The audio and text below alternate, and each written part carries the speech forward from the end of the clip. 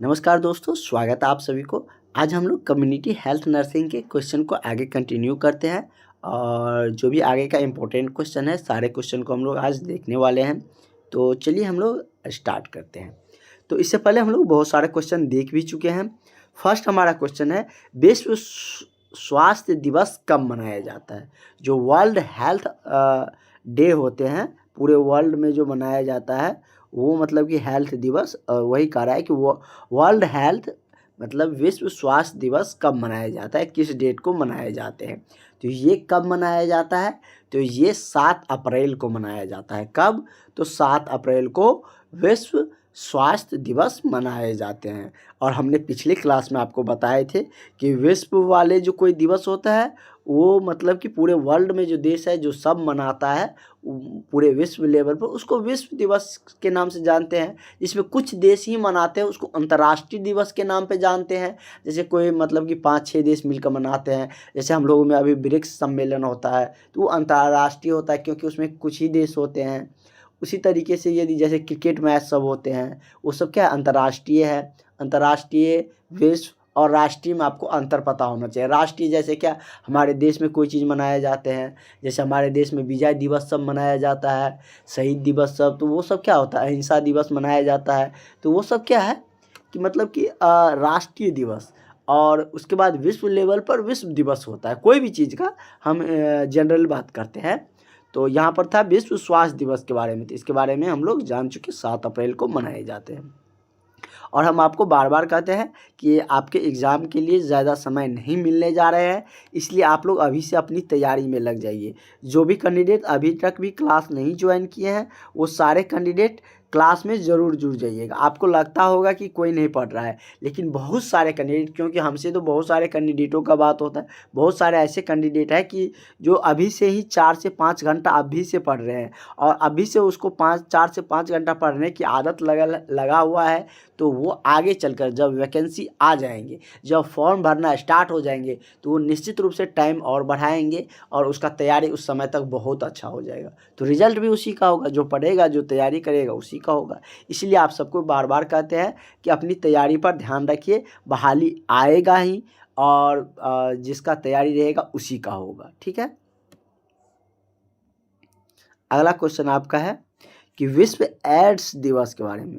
Ads तो आप लोग जानते हैं, मतलब कि जो कि जैसे कि 2 या 2 से अधिक के मतलब कि जो सिस्टमेटिक ढंग से होना चाहिए रिलेशनशिप वैसे नहीं होते फिजिकल रिलेशनशिप, तो उसमें क्या होता है एड्स हो जाते हैं और उससे बहुत ही जानलेवा बीमारी है। इससे बहुत सारे लोग मरते भी हैं। और ये लगभग विश्व में बहुत सारे देशों में फैला हुआ है। भारत में भी इसका जनसंख्या कम नहीं रहते हैं एड्स कैंडिडेटों का, जो संक्रमित वाले जो कैंडिडेट होते हैं। उसी को जागरूकता के लिए विश्व स्तर पर एड्स दिवस मनाए जाते हैं। तो वही पूछ रहा है आपसे कि विश्व एड्स दिवस कब मनाए जाते हैं। तो ये कब मनाया जाता है? तो ये 1 दिसंबर को मनाया जाता है। कब? तो विश्व एड्स दिवस 1 दिसंबर को मनाए जाते हैं। और आप सब बताइएगा कि भारत कब मनाता है, क्योंकि राष्ट्र लेवल पर अलग होता है, विश्व लेवल पर अलग होते हैं, मतलब अलग डेट में बनाए जाते हैं।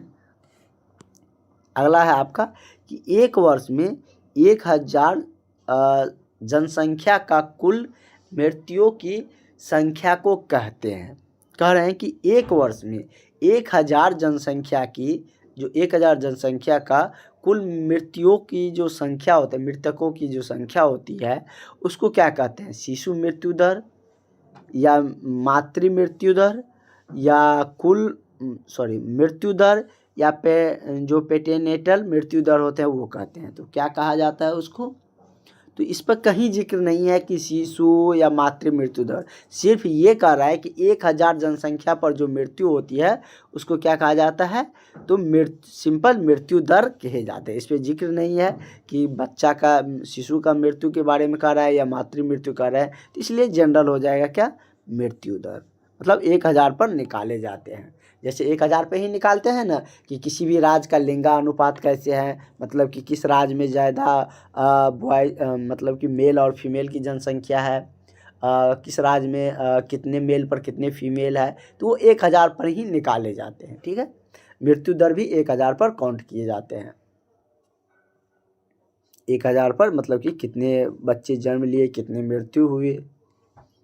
अगला क्वेश्चन है कि हॉस्पिटल क्या है, कि हॉस्पिटल वेस्ट मैनेजमेंट के दौरान निम्नलिखित में से कौन सा पदार्थ लाल रंग के बैग में नहीं डाला जाता है। कह रहा है कि हॉस्पिटल जो वेस्ट होते हैं, क्या है कि हॉस्पिटल में बहुत सारा वेस्टेज आते हैं, जैसे सुई देते हैं तो सिरिंज हो गया, नीडल हो गया, और भी बहुत सारे वेस्टेज निकलते हैं। तो वही कह रहा है कि हॉस्पिटल जो वेस्ट होते हैं वो मैनेजमेंट के दौरान निम्नलिखित में से कौन सा पदार्थ लाल रंग के बैग में नहीं डाला जाता है। रबर, कैथेटर या आईवी सेट, एनसी ट्यूब या धारदार उपकरण। तो कौन सा मतलब कि लाल रंग के बैग में नहीं डाला जाएगा, तो ये आपको हो जाएगा जो धारदार उपकरण रहता है वो उसमें नहीं डाले जाते हैं। अगला है कि आशा का पूरा नाम क्या है, और आप लोग तब तक ये बताइए कि आशा की जो नियुक्ति होती है वह कितनी जनसंख्या पर होती है। ये बता चुके हैं इसलिए पूछ रहे हैं, आप लोगों से कमेंट करिएगा कि मतलब कि आशा की जो नियुक्ति है वो कितनी जनसंख्या पर होती है। ठीक है, जैसे आशा का आपसे पूछ रहा है कि फुल फॉर्म क्या होता है, मतलब फुल फॉर्म रहे पूरा नाम कह रहा है, तो इसका पूरा नाम क्या होता है, तो एक्रीडेटेड सोशल हेल्थ एक्टिविटी। क्या है, एक्रीडेटेड सोशल हेल्थ एक्टिविटी। तो करेक्ट आंसर आपका क्या हो जाएगा, ऑप्शन नंबर आपका डी सही हो जाएगा। ठीक है, इसके बाद हम बात करें तो दोनों में आपको सेम लग रहा है क्या, नहीं, इसमें एक्टिविटीज़ है, इसमें एक्टिविटीज़ है। ठीक है, तो ये डिफरेंस था। तो ये कितने पर नियुक्त होते हैं, तो 1000 जनसंख्या पर एक आशा कर्मी की नियुक्ति होती है, और इसका कोई मूल वेतन ऐसे अभी डिफाइंड नहीं है। इस बीच में बिहार में बहुत सारा धरना भी हुआ था कुछ समय पहले, आप लोग भी देखे होंगे। आशा कर्मी कह रहे थे कि जिस तरीके से एएनएम कर्मी या और भी जो स्टाफ है उसको वेतन दिया जाता है, उस तरीके से हम लोग का भी मासिक वेतन दिया जाए। उसके बाद यदि हम बात करें तो इन सबको कैसे पेमेंट होते हैं, तो पर पेशेंट के हिसाब से ये सबको मिलते हैं। जैसे क्या कोई डिलीवरी वाले पर्सन रहते हैं उसको मतलब कि अपने थ्रू हॉस्पिटल लाते हैं, या और भी उसका बहुत सारा होता है क्राइटेरिया, उस अनुसार उसको पेमेंट मिलते हैं। अगला कह रहा है कि NRHM का पूरा नाम क्या है। पूरा नाम से भी आप लोगों को क्वेश्चन देखने को मिलते हैं ना, PTSC में भी पूछा गया था। तो आगे जो फुल फॉर्म वाले क्वेश्चन सब है धीरे धीरे आ रहे हैं अब। तो कह रहा है कि NRHM का पूरा नाम क्या होता है, इसका पूरा नाम होता है नेशनल रूरल हेल्थ मिशन। क्या होता है, NRHM का नेशनल रूरल हेल्थ मिशन। तो करेक्ट आंसर इसका क्या हो जाएगा, आपका ऑप्शन नंबर बी सही हो जाएगा। नेक्स्ट क्वेश्चन आपका है, कह रहा है कि विश्व स्वास्थ्य संगठन WHO वर्ल्ड हेल्थ ऑर्गेनाइजेशन जो है ना, उसको हम लोग हिंदी में विश्व स्वास्थ्य संगठन कहते हैं।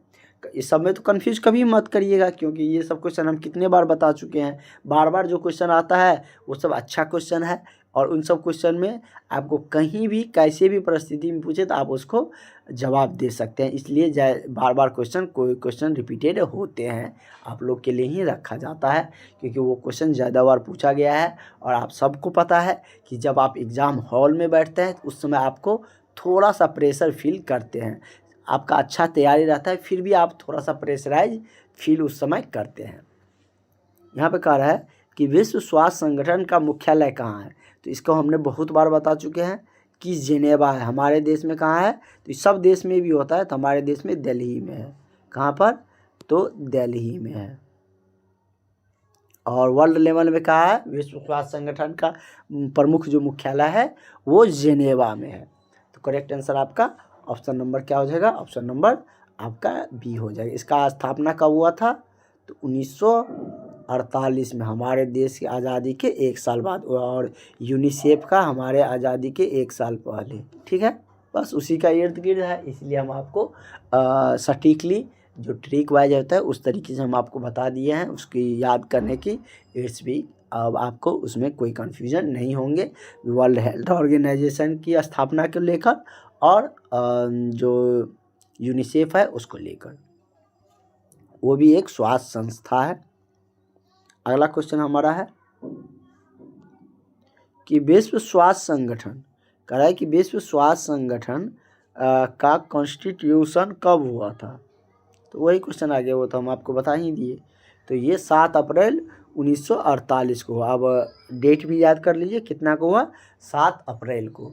ठीक है, तो 7 अप्रैल को अभी हम लोग एक और चीज़ देखे थे, क्या हुआ था, क्या हुआ था अभी देखे थे ना, 7 अप्रैल को क्या मनाया जाता है। तो विश्व स्वास्थ्य दिवस आपको बताए थे ना शुरू में ही, तो वही है कि 7 अप्रैल 1948 को विश्व मतलब कि स्वास्थ्य संगठन का कॉन्स्टिट्यूशन हुआ था, उसका बना था, फॉर्मेशन हुए थे, इसलिए 7 अप्रैल को विश्व स्वास्थ्य दिवस मनाए जाते हैं। अब इसमें कोई गलती आपको नहीं होगा। अगला है कि यूनिसेफ का मुख्यालय कहाँ है। WHO का मुख्यालय तो हम लोग देख लिए कि जेनेवा में है, और यूनिसेफ का मुख्यालय तो ये न्यूयॉर्क में है। कहाँ है, न्यूयॉर्क कहाँ है, अमेरिका में है। तो न्यूयॉर्क में क्या है, यूनिसेफ का मुख्यालय है। ठीक है, और यूनिसेफ का कार्य क्या है, तो यूनिसेफ का कार्य है जैसे कि स्वास्थ्य संबंधित चीज़ें होते हैं, जैसे शिक्षा, टीकाकरण, पोषण, ये सभी उसी का कार्य के अंतर्गत आते हैं। तो करेक्ट आंसर क्या हो जाएगा, ऑल ऑफ दीज, उपयुक्त सभी आंसर हो जाएंगे। ठीक है, ये भी एक स्वास्थ्य संस्था ही है। इसकी स्थापना के बारे में हमने आपको बता दिया, हमारे देश की आज़ादी के 1 वर्ष पूर्व हुए थे। अगला क्वेश्चन आपका है कि निम्न में से कौन सा अंतर्राष्ट्रीय स्वास्थ्य संस्था नहीं है। अब चलिए, दुगो के स्वास्थ्य संस्था के बारे में तो हम लोग जाने, अब यहाँ पर दिया है कि इनमें से कौन अंतर्राष्ट्रीय स्वास्थ्य संस्था नहीं है, ये अब आपको खोजना है। तो अब आप यहाँ से बता सकते हैं क्या, WHO तो है ही, यूनिसेफ भी है, CSC सेंटर भी है, ये CAF मतलब के बारे में हम लोग देखे थे, जो कि क्या चीज़ से रिलेटेड, खाद रिलेटेड आपको वहाँ पर देखने को मिले थे, फर्टिलाइजेशन को लेकर। तो ये मतलब कि क्या है, स्वास्थ्य संस्था नहीं है, और ये हमने आपको FAO के बारे में प्रीवियस क्वेश्चन में बता चुके हैं। ठीक है, तो ऑप्शन नंबर डी इसका सही हो जाएगा। नेक्स्ट क्वेश्चन की तरफ बढ़ते हैं हम लोग, और आप लोगों का अब तैयारी भी धीरे धीरे बहुत अच्छा होते जा रहे हैं, और भी सारा टॉपिक हम लोग करते चलेंगे धीरे धीरे। और जो भी आपका फ्रेंड अभी तक क्लास नहीं ज्वाइन किए हैं, सारे फ्रेंड को ज्वाइन करवा दीजिएगा, और जो आपका क्लोजली फ्रेंड रहेंगे उससे आपको फ़ायदा होने वाले हैं, डिस्कशन करने में फ़ायदा होंगे।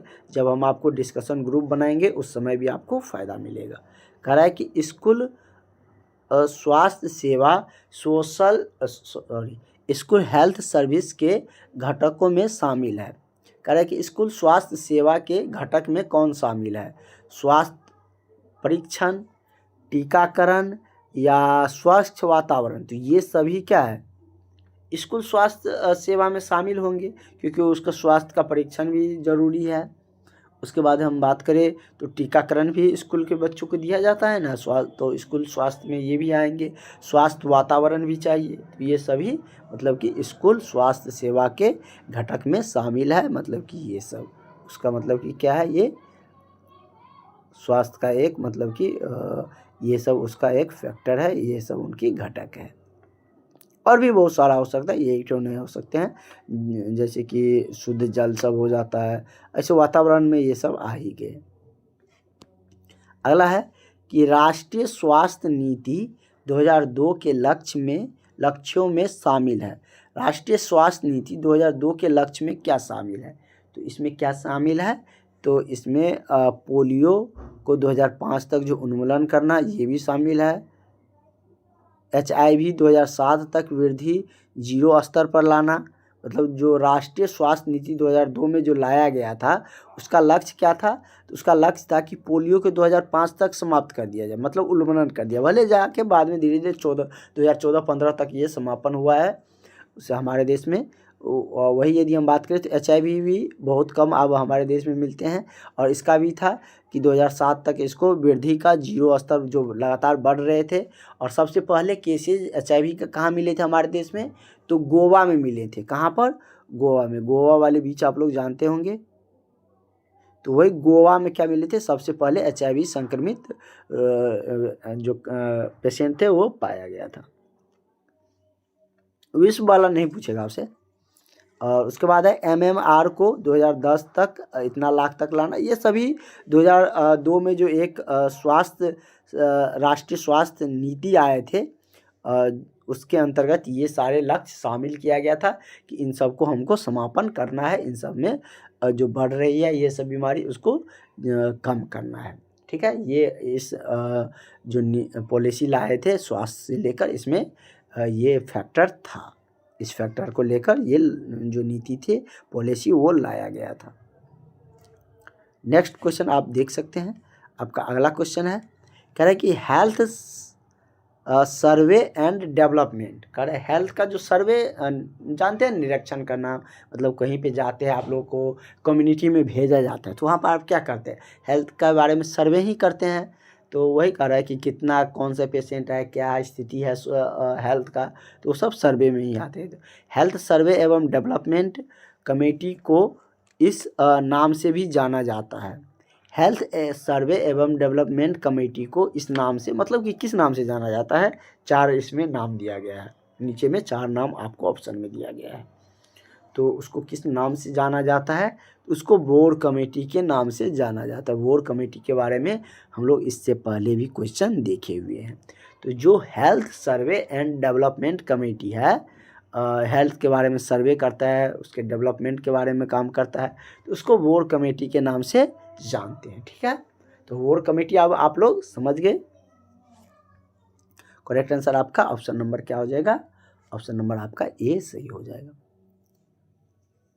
अगला क्वेश्चन है कि एक आंगनवाड़ी कार्यकर्ता कितनी जनसंख्या पर नियुक्त होते हैं। ये तो हम वहीं पे बता दिए आपको, नहीं सॉरी, वहाँ पर हम आशा कर्मी के बारे में बताए थे।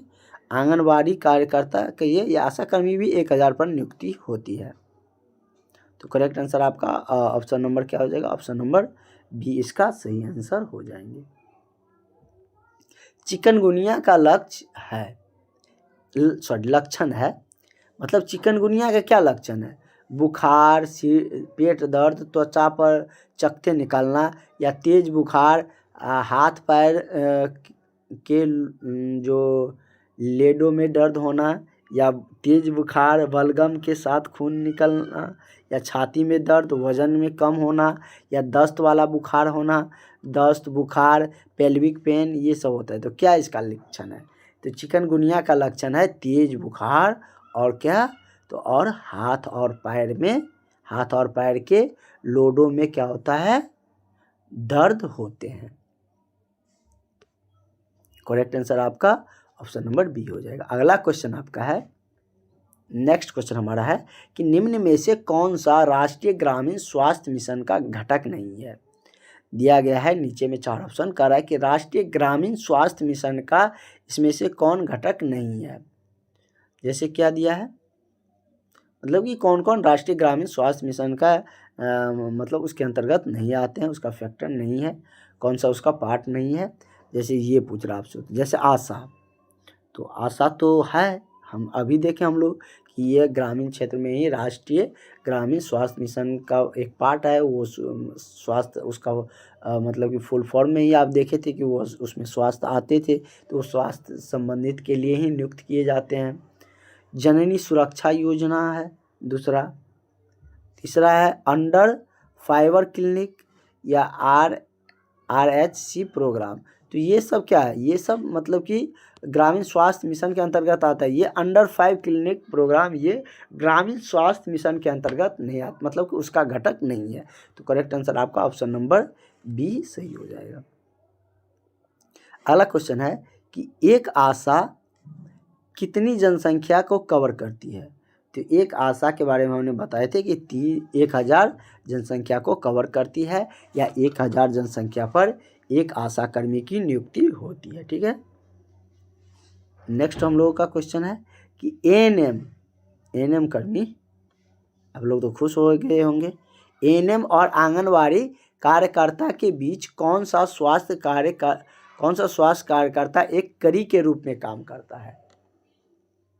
जैसे क्या है, ये जो एएनएम कर्मी है और जो आंगनवाड़ी कार्यकर्ता है, उसके बीच में तो कोई होना चाहिए, क्योंकि आप लोग तो हॉस्पिटल में रहिएगा और आंगनवाड़ी कार्यकर्ता वो कहाँ पर होते हैं, तो वो ग्रामीण परिवेश में, गांव में रहते हैं। तो वहाँ से तो एक कड़ी होनी चाहिए जो आप सब दोनों को कनेक्ट कर सके, वही पूछ रहा है। तो वो कौन काम करता है? तो ये मतलब कि आशा करता है। क्या? तो ये आशा का काम रहता है। किसका? आशा का काम रहता है। जैसे कोई पेशेंट को हुआ तो वो सारी सूचना नर्स को देंगे या सारी चीज़ बताएंगे या पेशेंट को लाएंगे, तो वो कौन करेंगे? आशा करेंगे। एक यह क्या है? आंगनवाड़ी और एएनएम के बीच की, आंगनवाड़ी जो कार्यकर्ता है और एएनएम कर्मी के बीच के कड़ी के रूप में काम करता है। अगला है कि बीसीजी वैक्सीन क्या है? बीसीजी वैक्सीन बाईं भुजा के ऊपर एस्पेक्ट में ही दी जाती है। इसके पीछे क्या कारण है? आप लोग देखते होंगे कि बीसीजी वैक्सीन जो दिया जाता है वो भुजा पर ही दिया जाता है और बाईं भुजा के किस में दिया जाता है? बाईं भुजा के ऊपर वाले जो एस्पेक्ट होते हैं, ऊपर वाले भाग होते हैं, वहाँ पर दिए जाते हैं। इसके पीछे का कारण क्या है? क्या इसके बारे में आपने कभी सोचा था? नहीं सोचा था तो अभी जान लीजिए। एक बाईं भुजा में ज़्यादा प्रभावी होते हैं, दाईं भुजा में यह लकवा कर सकता है, मतलब पैरालिसिस मार सकता है, या एक रूपता को बनाए रखने, ताकि यह पहचाना जा सके कि कौन से बच्चे को टीकाकरण किया जा चुका है और किसको नहीं किया जा चुका है। तो ये इसका मेन फैक्टर है। इसीलिए कि मतलब कि क्या दिया जाता है? बाएं हाथ के जो ऊपर वाले भाग होते हैं वहाँ पर दिया जाता है। किसके लिए? तो एक रूपता को बनाए रखने के लिए, और यह पहचान में भी जा सके कि किस बच्चे को टीकाकरण किया गया है और किसका नहीं किया गया है, क्योंकि इससे निशान बन जाते हैं। आप सब देखे होंगे।